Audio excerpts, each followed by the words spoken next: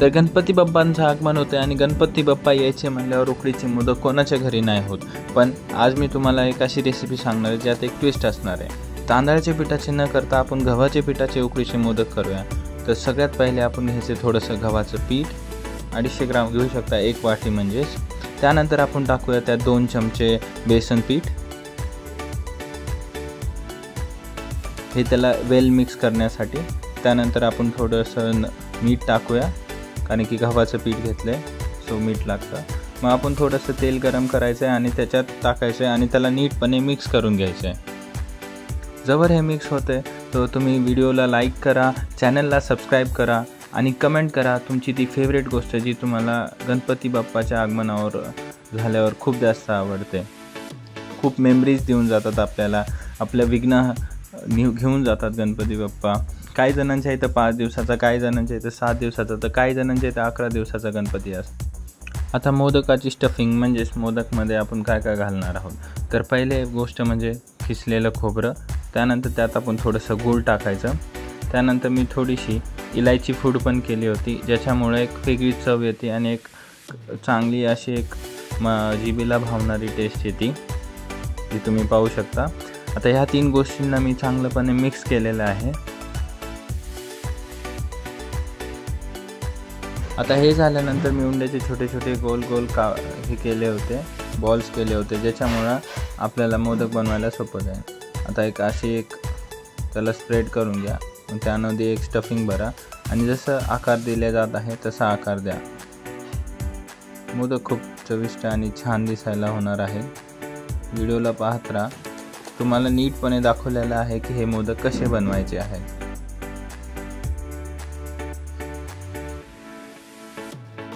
हे पहा, मोदक तयार आहे आपला. अजून एकदा पहा पूर्ण नीटपणे कसं केलं जात आहे ते. तुम्ही व्हिडिओ पाहता पण लाईक आणि शेअर आणि सबस्क्राईब नाही करत, तर प्लीज लाईक, शेअर, सबस्क्राईब करा. तुमच्या सबस्क्राईबमुळं मला पण आनंद भेटतो आणि माझी मम्मी अशा चविष्ट रेसिपी अजून करणार राहणार.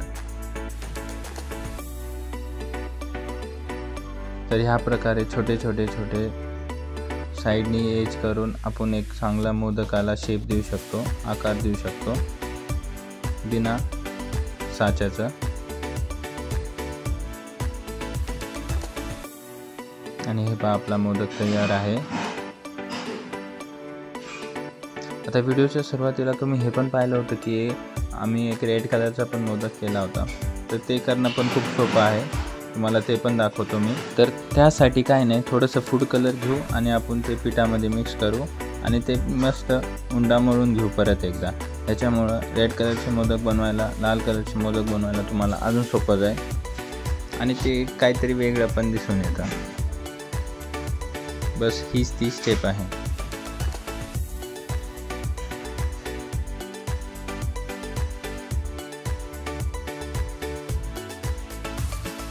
बाकी जसे तुम्ही नॉर्मल मोदक बघितले होते बनवताना, तसं सेम प्रकारे हे मोदक पण बनवायचे.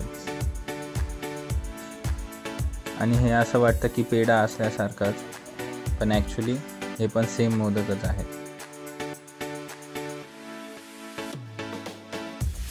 आता यात येतो सगळ्यात महत्त्वाचा प्रश्न, म्हणजेच याला उकडायचं कसा.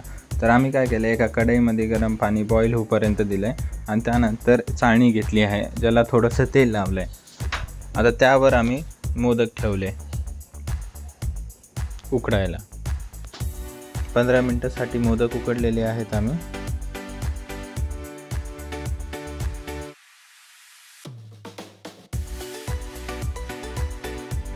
सर्व मोदक ठेवून झाल्यावर आता आपण त्याला नीट कवर करून घेऊया.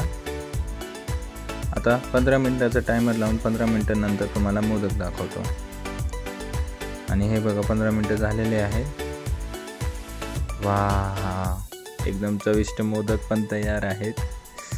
एकदम ती जी भाप जी तोंडावर पडली, हा तो सुगंध तुम्ही पाहू शकता. मोदक तयार आहेत, एकदम टेस्टी घरी हॉटेलसारखे मोदक तयार झालेले आहेत.